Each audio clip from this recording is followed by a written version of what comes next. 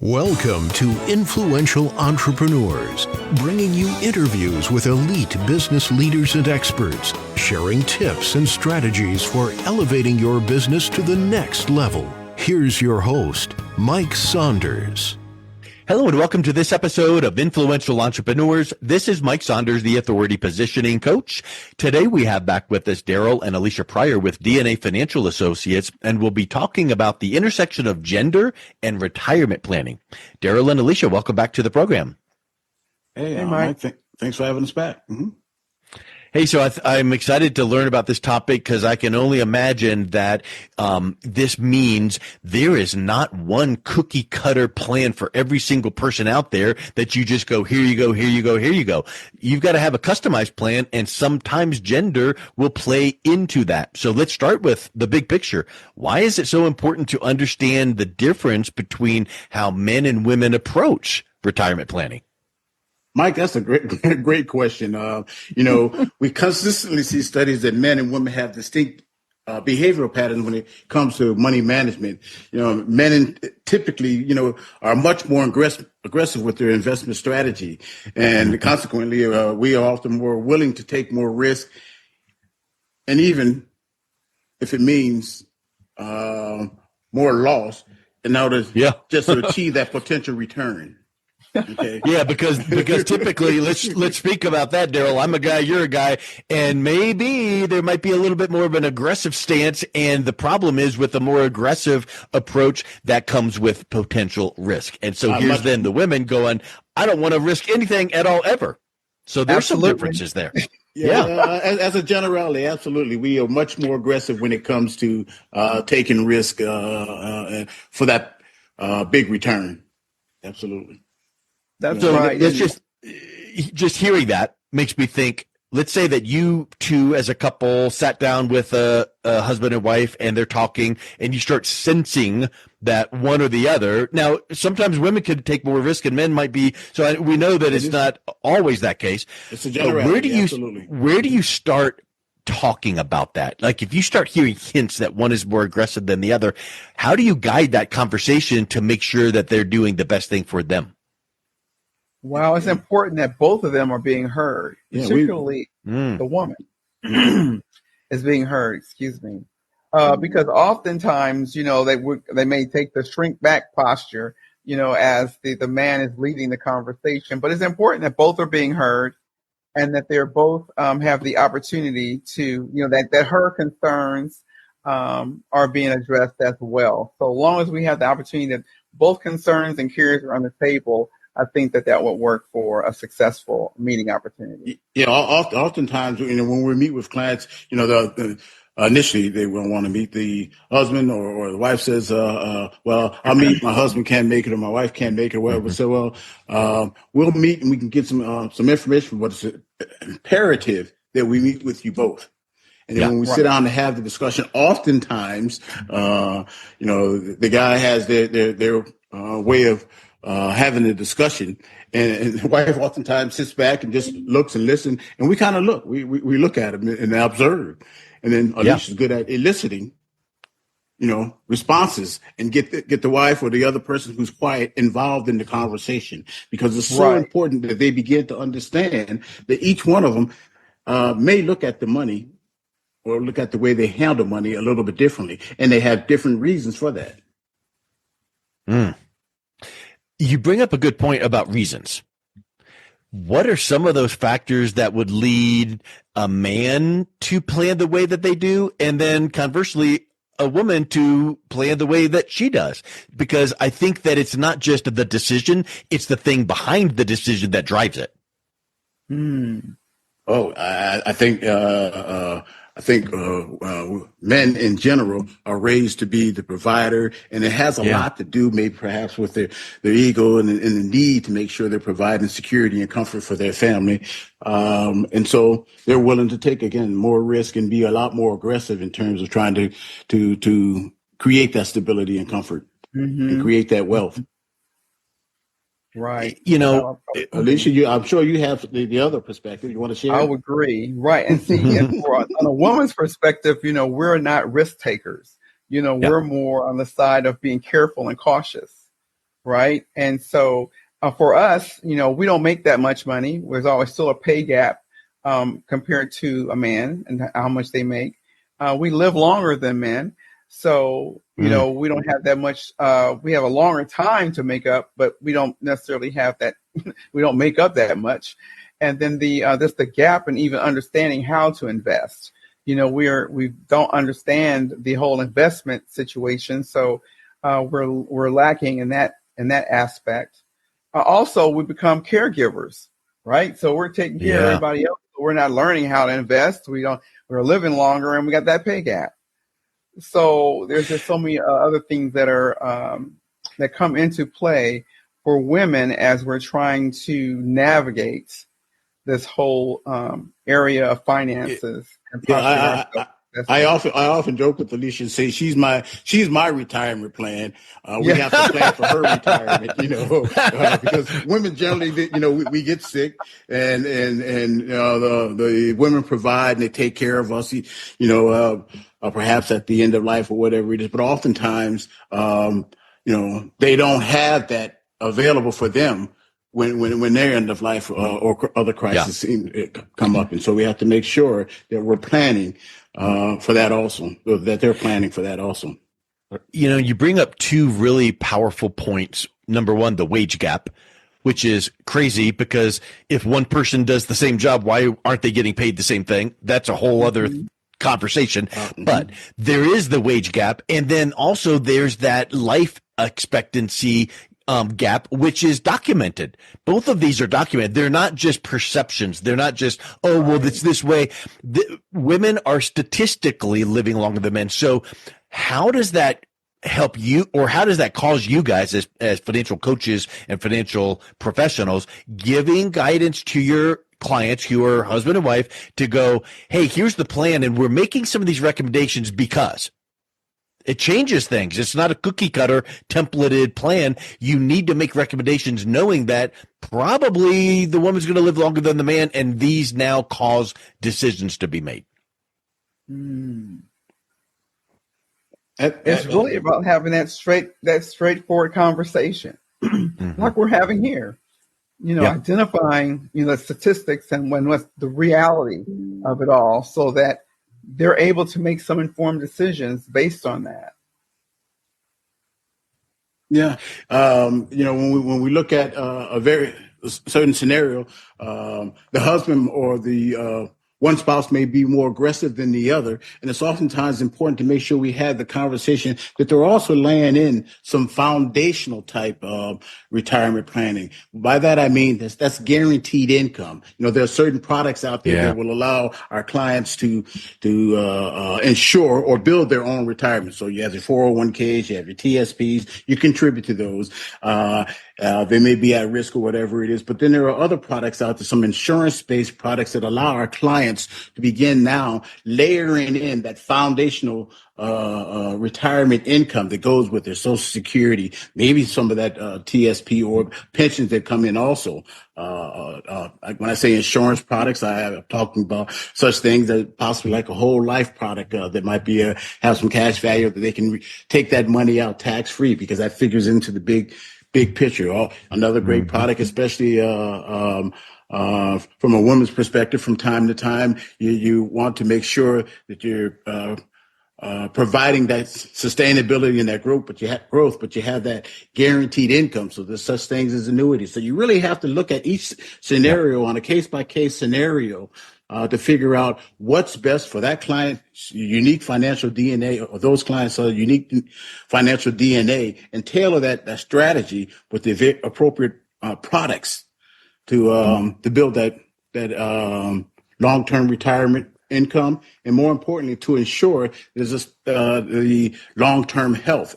I mentioned the insurance products earlier, but part of that is because a lot of the insurance products now, a lot of people don't understand that when we talk just life insurance, they're not your grandparents' life insurance. It's a life insurance product that you have what they call living benefits now, and that allows you to access the cash value or the value of your death benefits should anything happen. You have a chronic, critical, or terminal illness. Now they can leverage those products in that crisis when they need it. So again, it's just having a much larger conversation with both the husband and the wife present, and really trying to make sure that we're planning through retirement and not just to retirement.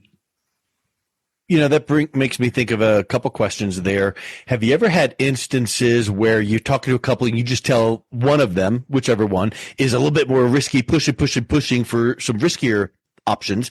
But like you said, Darryl, with having a solid foundation, do you ever find where you can make some recommendations to say, hey, let's take X percent of your retirement funds and put it in this safe, secure, guaranteed income, whatever all that might be, and then hey, let's take this amount of money and let's allocate this over to some little bit more riskier things, because that you kind of want to see where that goes, but given where their portfolio is, that it's just a little bit of fun money almost, and if it actually did go down, it's not affecting their overall plan, but you need to make sure you've got the most solid part in the safest investments. And I would venture to say that kind of ties into your point about layering in different recommendations. Absolutely. I use two products. There are many products out there to consider, but I just use those because, again, it's so important to make sure that we layer in that foundational planning. And yes, we do have a lot of clients that once they build that foundation of retirement.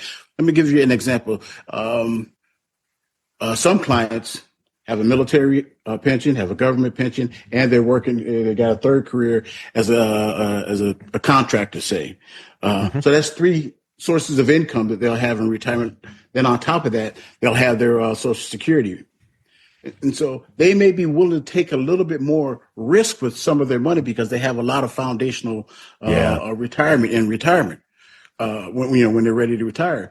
But there are also the people out here who make good money, but they don't have a great retirement plan. And so all they can do is make contributions to their 401ks or TSPs, and then they have to start layering in some of that secure retirement. And you and I both know that, Social Security, we call it Social Security, but the security in itself is kind of unstable because we don't know if that's going to be around 6 or 10 years from now. So what we do is we have that conversation with them about the appropriate products to build that retirement and ensure that guaranteed income for retirement. And if they want to have some of that extra money out on the side, investing it and taking much more risk, that's fine. But we also have a conversation about how much of it they want to keep at risk, because it's important to rebalance. Perhaps they want to take some of it out off the table and put it into some more of that foundational retirement, and that the rest of it continue to grow till they reach a point where they can take more of it out and build that foundation. And it might even depend on their age, and I'm certain you would say someone in their 30s, you might have a little bit more, tendency to take on some more riskier things than someone in their 60s. So it all depends on many factors. Absolutely. Someone in their 30s, certainly if we're talking as generalities, they probably would be okay if they were heavily concentrated in securities or equities, because they can endure the ups and downs and volatility of the market. But as they get closer to retirement, they really need to begin pulling back on that risk a little bit to assure that, if the market goes down, they still have that income and that security that they need to carry them through retirement. And again, there's a host of products that we talk to our clients about. I mentioned the use of annuities and insurance, or you have precious metals. There's so many different things that, we have a conversation with our client, and they've never thought about a lot of these different things. And so, again, that's a part of that financial literacy and that financial education that we like to give, so that both men and women understand what's available for them, so that they don't have to be overexposed in the market. Right. Alicia, here's a good question for you. And we touched on this before, but because women statistically live longer than men, I would venture to say that the statistics also that point to many of us, 60, 70% of us, male or female, will need some type of long-term care. it's amplified for women who statistically live longer. What are some of the thoughts around those longer life expectancies and planning for long-term care in a retirement plan? Wow, it's major for women, because we are outliving the men. And, sometimes there's concern, will the children be around to help us? Will they care? They'll take on their own lives, and who will be around to help us? So yes, that is a major consideration. How do we fold that into our care, into our plan? And so there's different things that we can do. One thing that Darryl did mention were some of the riders that are part of a life insurance policies that we can implement. But we also want to talk about the long-term care options as well, to include, so that they too can be assured that they are insured moving forward in their later years. So yes, that's something definitely, because oftentimes people just don't stop to think about these things because they're so busy working or caring for others. But you don't want to wait. You want to make sure that you have a plan in place, because you'll look up and there you are. You're in need without a plan. Yeah. And nothing to cover. And if we're talking insurance product, go ahead. Sorry. It's very expensive, a very expensive place to be in for not having planned or prepared for it. So yeah. And the earlier you start when it comes to long-term care, if you're talking insurance-based products, the cheaper it is. And so, you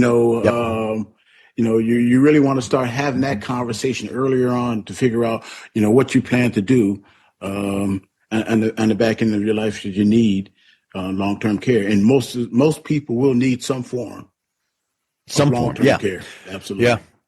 And to your point about expensive and planning early, I know that we've said it over and over, but there's not one recommendation or plan for everybody. So see what options are out there. But I know that standalone long-term care policies tend to be super expensive. And then if you have it for a year or two or three or four or longer and you never used it, then it's like, wow, that money just went down the drain. But like what you're saying is, if you have some of these riders and provisions in some of these other products like annuity or whole life insurance, and there's a provision for long-term care, well, if you need it, it's there. But if you don't need it, you haven't spent the extra money. It's just inside of that. So talk a little bit about having that double duty benefit there. Well, again, one of the key things is that you have what we call a fixed amount that you're paying, which is a premium when you talk about an insurance policy, and then when you have those additional riders on it, it's not too expensive, but they guarantee you that the money's there when you need it, and it gives you some peace of mind. That's one of the biggest things that we like to have that conversation with our clients, because again, we go back to that holistic picture. When you need long-term care, you want the money to be there without burning through all of your other assets. And so one of the great thing about the insurance-based product and long-term care to a degree also, when we talk about long-term care products, but insurance-based products is it, you don't have to put your home at risk or your other assets at risk. Some people like to do what they call self-insured, and some people it makes sense or whatever it is. But, we feel that by being able to set aside a certain amount of money to ensure that you have a significant amount of money to cover your long-term healthcare needs, why spend, the resources that you could pass on as a legacy to your family? Or help you live a quality of life now, a certain quality of life now. That's a great point. And I think the whole bottom line is, guess what? Plan for the worst. And if it's not there, then good. You're ready. If it is there, you're ready. And if it never surfaced and whatever the issue was, but you plan for it, then you have extra funds that you can redistribute. So I think that this has been so helpful to take a look at some of these considerations regarding the differences that male versus female may face. Absolutely. Because, oftentimes people feel that they have time. Oh, I've got time. I'll get around to it. I have time. And before you know it, you don't. And time has run out. So it reminds me of remember that commercial back in the day from Subaru where the guy walks out to the car and hands the keys to his daughter who's getting ready to head out, and he sees this like 3-year-old. Well, the point is she's 16 driving, but he sees her, she was the 3-year-old, and time just goes. Time flies. We know that. And you know what? Yeah, retirement's going to be here in 10 minutes. You know, it's just going to seem that way. So plan ahead. Absolutely. Absolutely. Well, if anyone is listening to this going, how does, planning look for us, and let's plan ahead, what's the best way that someone can learn more and then also reach out and connect with you guys? They can visit us by coming to our website at dnafinancialassociates.com or by calling us at 301-381-1040. Awesome. Well, guys, thanks so much for coming back on. It's been a real pleasure talking with you again. Thanks for having us. You've been listening to Influential Entrepreneurs with Mike Saunders. To learn more about the resources mentioned on today's show or listen to past episodes, visit www.influentialentrepreneursradio.com.